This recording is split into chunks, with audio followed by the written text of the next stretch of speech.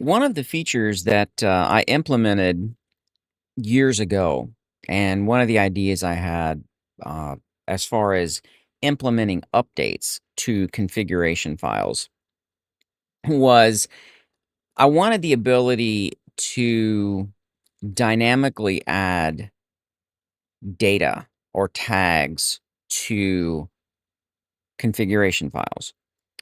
The configuration files are just kind of like that base XML file where there's just a tag name and a closing tag, and then you can have subtags within that.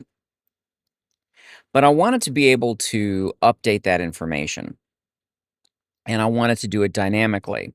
And another feature I wanted to incorporate into the whole system, the libraries, well, really, these features are in the libraries, and then the libraries are used by the front end applications. So they're always there for anyone to use. But one of the things I wanted to do was be able to share information. And, because to me, one of the important features was, everybody when they have an application, it's always set up, locally. But someone may have already, configured something, it's already canned, and therefore they can go, "Oh, just download this and just drop this in your app. Download this and drop this in your app to add it to whatever uh, your configuration files are." So that's what I want to do. I want to kind of show everyone what this is. It's a way of dynamically adding information to a configuration file without overwriting the configuration file. Because a lot of times you'll see a configuration file where it'll have a new config file, and when you install that, it overwrites your changes. Well, since in the framework that I've developed, and the libraries and all of that, they can have very, very specific configurations, and we don't want to incidentally wipe that out. So let's just say, as an example, we're going to create a test, and this it's just a test tag, just to show you how the system works. So I'm going to bring this over here. This is the folder where conflict utility was run from, and as you can see, there's no test any in here. Now this doesn't it can be a new file name. It doesn't have to be an existing file name. If it's a new file name, it'll create the file. If it's an existing file name, it will add to that file. And I did gate an option in the method to where you can append to an existing tag. So if you want to add items to an existing tag, you can without overriding it. So let's take a look at the tag. So here is the tag file. It's just a very, very simple format. It's got a $tag. Now, text files in my applications are very extensible. They have various uses. And one of the uses is it specifies tag information. And then I'll actually show everyone later on how text files can be used to access certain parts of an application to do certain things. But for right now, this is just a tag file. This is the delimiter. A colon is a delimiter for the tag. And I did that because normally delimiters by default are for keywords are equals, an equal symbol, but that makes it kind of confusing. The most important thing is that the first four characters of the file be tag. That's the identifier, just a four-character identifier. It identifies it as a tag. But the application recognizes, I'll bring this over here so you can see it. The application recognizes a tag file extension. So some applications may look at the file identifier and not really care about the file extension. And I'll get into that later as to the reason that is. But for right now, in these standalone applications, the tag files that the tags that you want to add, the data that you want to add needs to be the file, the little separate file needs to end in a .tag. And this is the contents of the file right here. So you can see the contents right here.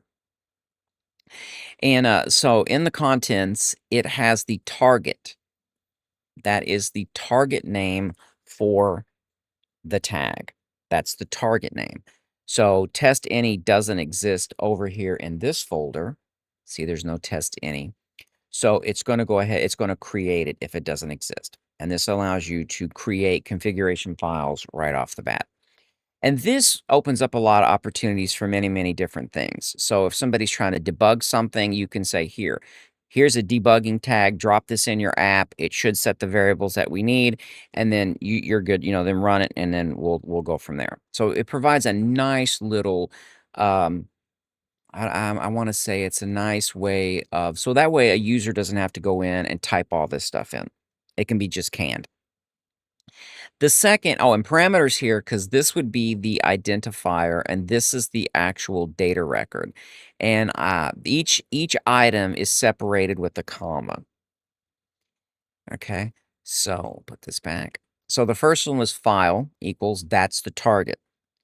The second is the actual tag that you want to add or replace or update if you set that option. It's called append.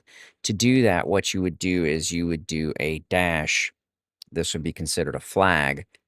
You would do that, and therefore it'll append the tag. It'll add it to whatever the existing tag is. Okay, so this is the tag name. Now, each tag and subtags are separated by a pound sign. So if you just want a top level tag, you would leave it's a tag. Or if you want a subtag, you would, and these tags are whatever you want to call it. I just called it subtag. I can call it my subtag. And it's just whatever you want to call it. And then the record, the very first record, that is the definition. That defines, that tells the method everything it needs to know. You want me to add or replace it's a tag, my subtag, within test any, if it exists. If it doesn't, I want you to add it. And then this is the data that goes in the tag. It's very, very simple. All right, so to show you how this works, we're going to pull this over here. Let's see if I can get this on here as well. It's when I drag and drop it, I might lose it, and then I'll have to bring it. So I'm going to drag and drop over here. Let's go ahead and drag. Let's see. I think I lost my. Yeah, it looks like it drug my whatchamacallit. Oh man, let me get this back the way it was here. Let's see, where are we? All right. Oh my God, I think it drug over that, didn't I? I'm gonna have to drag above and beyond that. Okay, so we're gonna grab the tag again, and we're gonna drop it onto any application, wherever it allows drag and drop. And if you saw, this file popped up. And if you look at it, you can see it's a tag, and then there's the subtag, and then there's the data. And that is pretty much all there is to it. It's very simple. And the reason I did that is if, for example, you have a filter. Let's say somebody has developed a filter for a file, and they want to share that filter. They're looking for very, very specific things. You can literally go in, if I want to do that, what we can do is we can go over to a filter file. Let's get a filter here. I think this is the filter files we need. See where you have filters, game saves? It'll usually add it at the end. So let's just say that I have a filter that I want to add. So the file would be filters, any, and then we're going to add, it would be in the filters is the root tag, and then this is where we're going to add a filter. So if you look over to here, you'll see the root tags right here. So we want to put the tag inside here. So we're going to call this my filter. It can be anything you want. And then there's the filter items, the items that we want to filter out. And it could be whatever you want to put, whatever text you're looking for as a filter. And then when you're done, let's go ahead and when you're done, you just grab it, drop it. And then if we go into filters file, you can see the filter file changed. Down here is my filter. See, right there, it added it. Now it does whenever it updates the files, it does remove the, unfortunately, one of the side effects is it will remove any of the comments because comments are not loaded.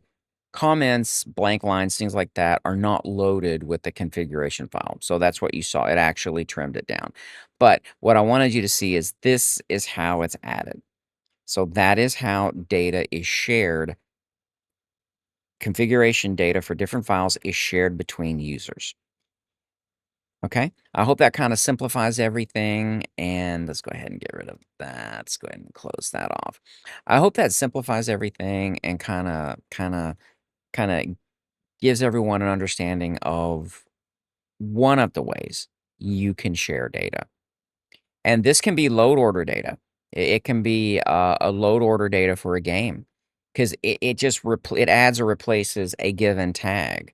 So you literally can add tags into any file. You just need the target file name and then the tag and any subtags that go with it that you want to put that data in. And you literally can drop, you can update any configuration file.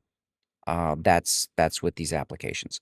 All right, so that's a very simple way to share data.